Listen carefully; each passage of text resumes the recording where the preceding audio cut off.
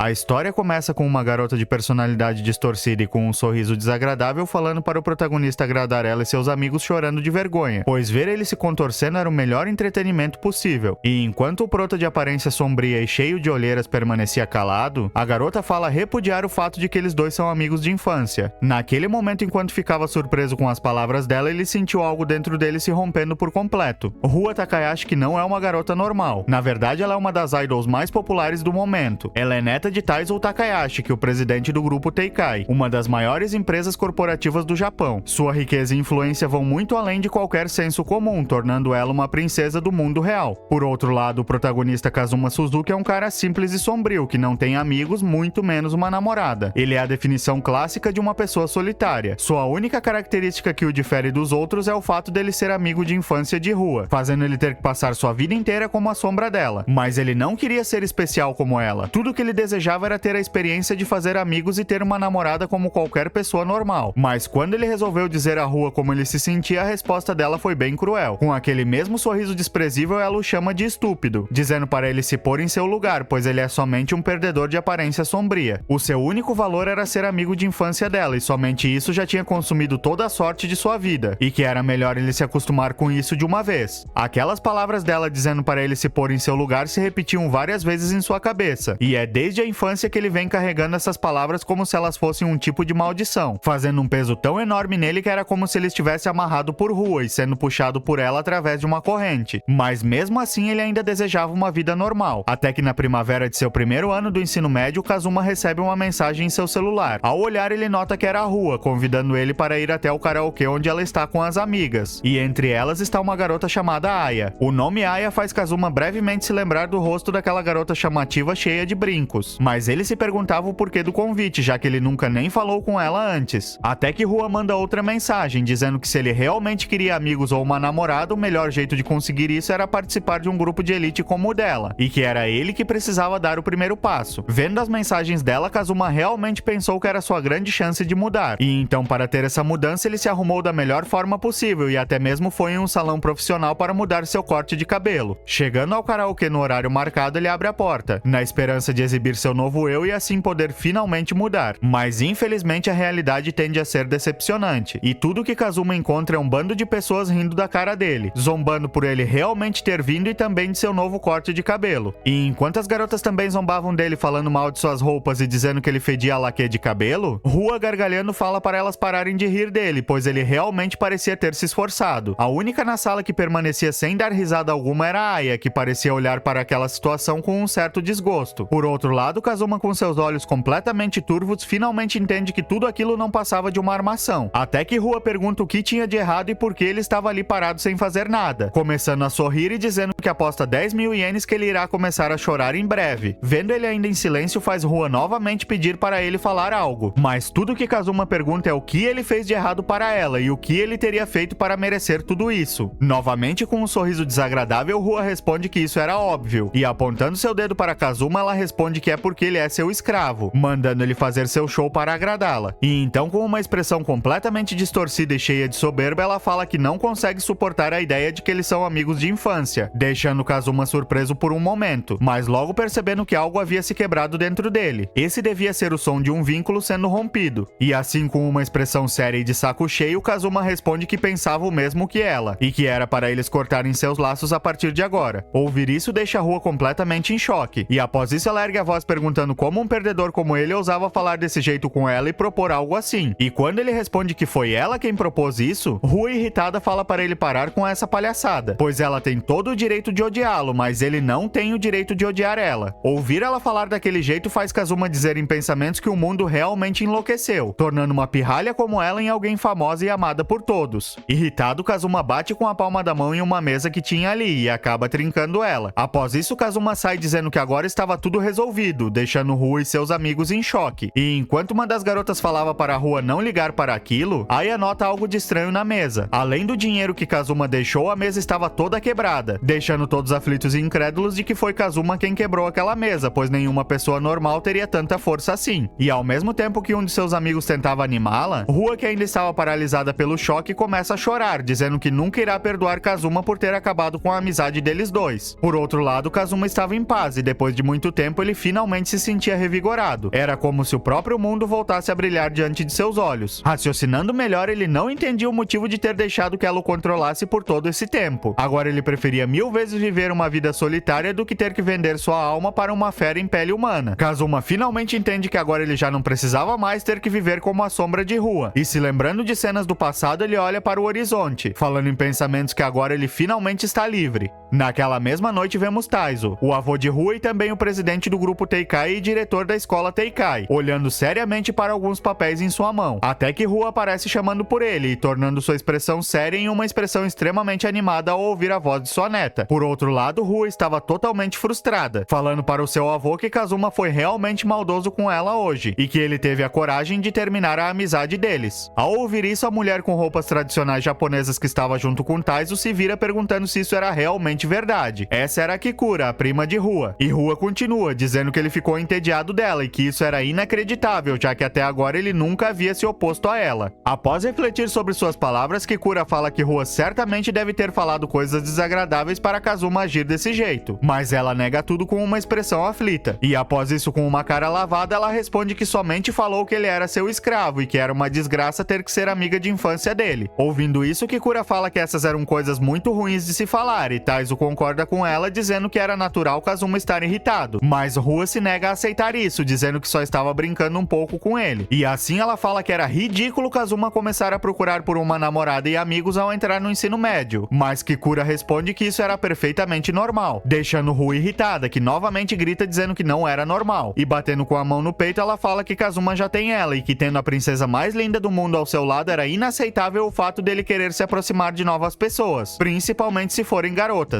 Ela não via problema algum no fato de poder incomodar ele do jeito que ela quisesse, pois na visão dela ela é a pessoa que mais entende ele nesse mundo inteiro, fazendo uma expressão corada e revelando que o ama, com lágrimas se formando em seus olhos. Ver suas lágrimas faz Taizo mudar de ideia e dizer que era tudo culpa do Kazuma, e Kikura fala em pensamentos que aquele era realmente um avô babão. E então Kikura fala para a Rua que a melhor forma de resolver essa situação era ela pedir desculpas, mas ela responde que não faria isso de jeito nenhum, e que como Kikura é a mestra de Kazuma, era para ela resolver essa situação. E se referindo na terceira pessoa, ela fala que era para Kikura fazer Kazuma se desculpar com a adorável Rua-chan e abraçá-la e beijá-la depois disso. Kikura começa a sorrir quando ouve que Rua queria um beijo de Kazuma, e então ela pergunta se o plano de Taizo era realmente fazer Kazuma se casar com Rua, e assim ele responde que era isso mesmo e que era por isso que ele a designou como mentora dele, para ensiná-lo sobre artes marciais e sobre a arte da liderança, pois Rua gosta muito dele e Kazuma parece ter um talento único e valioso. Kikura concorda com Taizo, dizendo que nunca antes viu alguém com o talento que Kazuma possui, lembrando que desde o ensino fundamental ele sempre tirou notas médias propositalmente para assim se adaptar aos outros. Tudo isso fazia parte de seu treinamento para se tornar a sombra de Rua. Se ele parasse de se conter, o país inteiro poderia ser abalado, ou até mesmo o mundo todo, graças a todo o conhecimento e potencial oculto que Kazuma parece possuir. E como se isso não bastasse, ele sempre foi muito popular com as garotas, o que fez eles terem que trocar ele de escola várias vezes, fazendo ele nem perceber o quão popular ele sempre foi com as garotas. Ouvir essa lembrança de Kikura faz Rua sorrir de forma snob, dizendo que isso era lógico e que ela não esperava menos de seu Kazuma. E Taizo concorda, dizendo que ele é um candidato digno para assumir a liderança do grupo Teikai no futuro. E enquanto os outros dois ficavam falando sobre Kazuma, Kikura sorri e fala em pensamentos que agora que Kazuma cortou seus laços com Rua, ele não tem mais motivo algum para se conter. Seja nos estudos, esportes ou até mesmo romance, agora as coisas podem ficar fora de controle. Na manhã seguinte na escola havia uma mesa e uma cadeira no meio do corredor, dizendo que esse era o novo lugar para Kazuma. E enquanto alguns se perguntavam como ele teve coragem de ir contra a princesa Rua, Kazuma aparece olhando para aquele papel e se dando conta de que esse será seu tratamento daqui em diante. Ele tinha uma vaga ideia disso, mas sua amiga de infância, que é endeusada e tratada como uma princesa, na verdade é uma verdadeira porca vestida de humana. E nesse caso ele tinha duas opções. A primeira era colocar a mesa e a cadeira em seu lugar original, se sentar e assistir a aula normalmente em silêncio. E isso é o que talvez a maioria dos alunos faria se fosse confrontado dessa forma. A segunda opção era correr para a sala dos professores, mas no caso de Kazuma isso nem era opção, afinal essa é a Academia Teikai. A Academia Teikai é uma escola que treina talentos de classe S com o objetivo de tornar o grupo Teikai o número 1 no mundo todo. É uma escola considerada de rank S pelo público. Seja nos estudos, esportes ou artes, aqueles que se destacarem nessas áreas serão isentos de taxa de matrícula e dormitório. Estudantes de todo o país são recrutados no programa especial de bolsa de estudos. Aqueles com talentos excepcionais são considerados como o escalão superior, enquanto os alunos comuns são considerados como a categoria inferior. Esse sistema de castas governa a escola muitas vezes dos bastidores, mas também várias outras vezes à vista de todos. A garota da mais alta classe e influente na academia é Rua, ou também conhecida como Princesa Rua, pois além de tudo, o diretor da escola é seu avô. Naturalmente, os professores são muito gentis com ela, principalmente aquele professor calvo, e se Kazuma levar suas reclamações até ele, os resultados serão óbvios. Nesse caso, a opção 1 era a mais plausível, colocando tudo de volta no lugar e permanecendo em silêncio. Mas não no caso de Kazuma, que resolveu mudar e viver sozinho. Para ele havia uma terceira alternativa, e pegando uma caneta ele se abaixa e começa a escrever algo naquele papel grudado em sua mesa. Vendo de perto, o que ele escreveu foi que com isso ele irá estudar sozinho e que, como foi uma ordem de Rua, era para eles marcarem a presença dele na aula, assinando seu nome logo abaixo e saindo do local. Ver aquilo deixa todos os outros estudantes aflitos e se perguntando se por acaso ele não tinha medo do que a Princesa Rua poderia fazer com ele. Andando pelos corredores, Kazuma fala consigo mesmo que será um problema se mais alguém ver ele, então ele precisava encontrar um local calmo e discreto para estudar sozinho. E então ele resolve entrar em uma espécie de depósito, localizado no fundo das dependências da escola. Ao entrar, ele revela que aquele depósito é na verdade uma biblioteca subterrânea que a maioria dos alunos e até mesmo alguns professores não fazem ideia de sua existência. Kazuma sabia desse local, pois um senpai do clube de leitura contou para ele uma vez. E assim ele decide ficar ali até que a aula termine. E descendo os degraus da escada, Kazuma fala em pensamentos que sempre quis ter uma vida normal, mas que agora que ele foi contra a Rua, as chances dele fazer amigos ou encontrar uma namorada é praticamente zero. E se esse for o caso, tudo que Kazuma quer é viver tranquilamente por conta própria. Mas quando ele abre a porta, ele dá de cara com uma garota trocando de roupa. Ao ver ele, a garota de aparência tímida começa a gritar. E naquele momento, Kazuma ainda não tinha ideia de que sua história estava apenas começando, onde ele que buscava uma vida ordinária será cercado por pessoas extraordinárias em dias que estarão longe de serem pacíficos. E enquanto isso, em sua classe, Rua se perguntava feliz se Kazuma em breve virá até ela pedir desculpas chorando.